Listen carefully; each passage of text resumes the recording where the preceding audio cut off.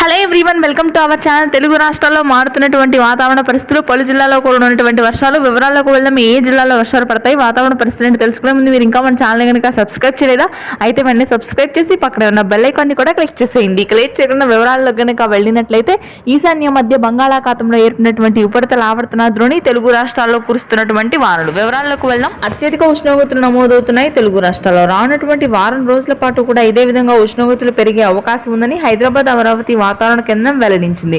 సగటున దాదాపుగా అన్ని జిల్లాల్లో 43 డిగ్రీల వరకు ఉష్ణోగ్రతలు నమోదవుతున్నాయి. ముఖ్యంగా గుంటూరు, కృష్ణా, కోనసీమ, అదేవిధంగా ఖమ్మం, భద్రాద్రి, కొత్తగూడెం జిల్లాల్లో 44 డిగ్రీల వరకు ఉష్ణోగ్రతలు నమోదవుతూ అత్యధిక ఉక్కపోత కొనసాగుతుంది.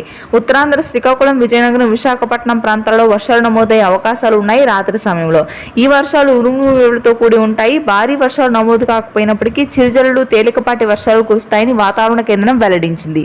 ఇక ఉత్తర తెలంగాణలోని నిజామాబాద్, ఆదిలాబాద్, నల్గొండ, ఖమ్మం ప్రాంతాల్లో కూడా అత్యధిక ఉష్ణోగ్రతలు కొనసాగుతాయి. హైదరాబాద్ పరిసర ప్రాంతాల్లో 40 డిగ్రీల ఉష్ణోగ్రతలు ఉండే అవకాశం ఉంది.